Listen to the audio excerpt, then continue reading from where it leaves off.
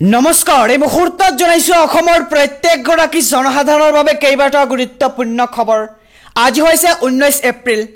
আজিৰ দিনটোতে অসমৰ লগতে ভাৰতবৰ্ষৰ বিভিন্ন প্ৰান্তৰ পৰা কেইবাটাও গুৰুত্বপূৰ্ণ খবৰ যুগুত কৰা হৈছে।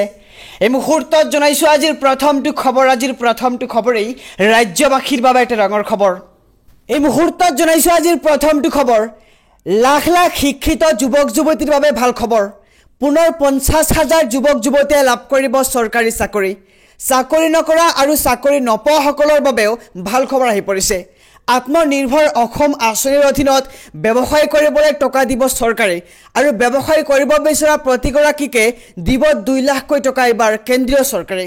বেংকত নোযোৱাকৈ চৰকাৰে দিব এই ধন আৰু চৰকাৰে দিয়া এই ধন দিব নালাগে কোনো ধৰণৰ সুত আৰু 2 লাখ টকাৰ মাত্ৰ 1 লাখ টকা 5 বছৰৰ মূৰত ঘূৰাই দিব লাগিব আপুনি আৰু 5 বছৰৰ মূৰত মাহে 2000কৈ ঘূৰাই দিব লাগিব আপুনি এই ধন আৰু নিৰ্বাচনৰ পিছতে প্ৰতিটো পৰিয়ালে লাভ কৰিব অৰুণোদয় আঁচনিৰ ধন আৰু শিৱদৌল দেৱীদৌলৰ সন্মুখত প্ৰতিজ্ঞা কৰি মুখ্যমন্ত্ৰীয়ে দিলে এই প্ৰতিশ্ৰুতি। অসমৰ 62 লাখ পৰিয়ালে অৰুণোদয় পৰ্টেল নিশ্চিত কৰিছে এবাৰ চৰকাৰে। এই মুহূৰ্তত জনাইছো আজিৰ দ্বিতীয় নম্বৰ খবৰটো, আপোনাৰ পৰা কোনো চৰকাৰী বিষয়াই উৎকোচ বিচাৰিছে নেকি? মাটি বাৰী কাম কাজক লৈ কোনো বিষয়াই উৎকোচ বিচাৰিছে নেকি আপোনাৰ পৰা? দ্বিতীয়ৰ কাৰ্যালয়ত অথবা অন্য কোনো চৰকাৰী কাৰ্যালয়ত আপোনাৰ পৰা উৎকোচ বিচাৰিছে নেকি? উৎকোচ বিচৰা লোকসকলক আপুনি মনত ৰাখক আৰু সাৱধানে এইসমূহ নম্বৰত আপুনি যোগাযোগ কৰক।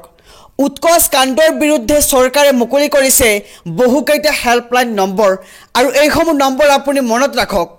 যিকোনো দুৰ্নীতি দেখিলেই তাৎক্ষণিকভাৱে যোগাযোগ কৰক এই নম্বৰসমূহত আৰু দুৰ্নীতি নিৰীক্ষণ আৰু নিবাৰণ সঞ্চালকসকলে মুকলি কৰিছে এইকেইটা নম্বৰ আৰু হোৱাটছএপ নম্বৰটো হৈছে 6026901243। আকৌ জনাইছোঁ নম্বৰ টল ফ্ৰী নম্বৰ হৈছে 180034533767।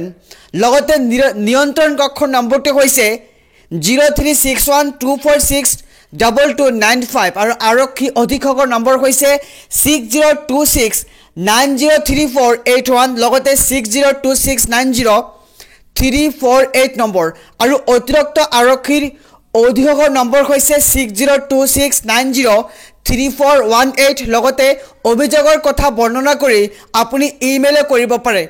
ইমেইলটো হৈছে complaints.bsc@gmail.com আৰু টুইটাৰ হৈছে @dirvac আসাম। আৰু আপোনাৰ পৰা কোনো চৰকাৰী বিষয়ে যদি উৎকোচ বিচাৰিছে তেন্তে আপুনি এইসমূহ প্ৰথা অৱলম্বন কৰিব পাৰে।